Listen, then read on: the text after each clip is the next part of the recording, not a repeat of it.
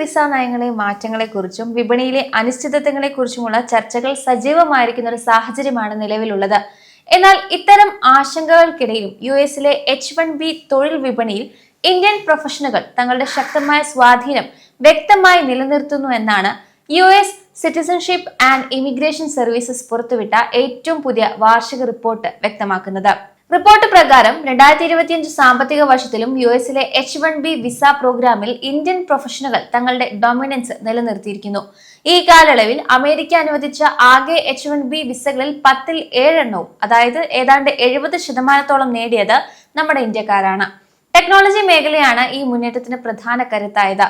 ഇതിനൊപ്പം തന്നെ ഇവിടുത്തെ ജീവനക്കാരുടെ ശരാശരി വാർഷിക വരുമാനം $1,33,000 ഉയർന്നു എന്നതും ഏറെ ശ്രദ്ധേയമായ കാര്യമാണ്.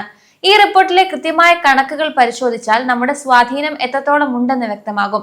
കഴിഞ്ഞ സാമ്പത്തിക വർഷം ആകെ അനുവദിച്ച 4 ലക്ഷത്തിലധികം വിസകളിൽ 2,83,000-ലധികവും ഇന്ത്യയിൽ ജനിച്ച പ്രൊഫഷണലുകൾക്കാണ് ലഭിച്ചിരിക്കുന്നത്.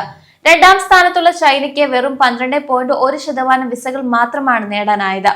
ഇതിൽ ഏറ്റവും പ്രധാനപ്പെട്ട കാര്യം അമേരിക്കയിൽ ആദ്യമായി ജോലിക്ക് പ്രവേശിക്കുന്ന ഇന്ത്യക്കാരുടെ വിഹിതം 50.3% നിലവിലുള്ള വിസ പുതുക്കി യുഎസിൽ തുടരുന്നവരിൽ 77.6% ഇന്ത്യക്കാരാണ് എന്നതാണ്.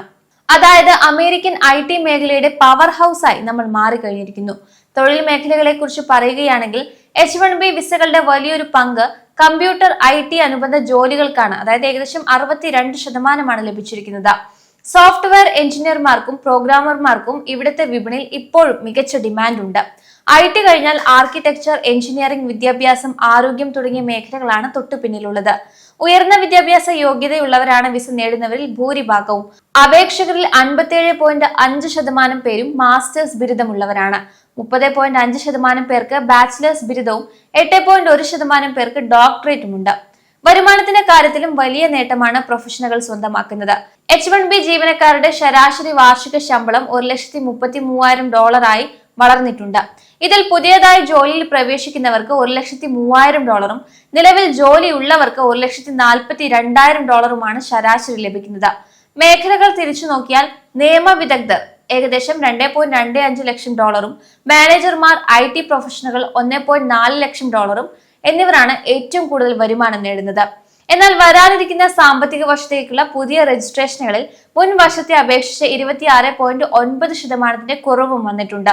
വ്യാജ രജിസ്ട്രേഷനുകളും ആവർത്തനങ്ങളും പൂർണ്ണമായി ഒഴിവാക്കാനായി US കഴിഞ്ഞ വർഷം കൊണ്ടുവന്ന ബെനിഫിഷ്യറി സെൻട്രിക് സെലക്ഷൻ രീതി, അതായത് ഒരു വ്യക്തിക്ക് ഒരു രജിസ്ട്രേഷൻ എന്ന രീതി വിജയം കണ്ടു എന്നതാണ് ഇത് കാണിക്കുന്നത്.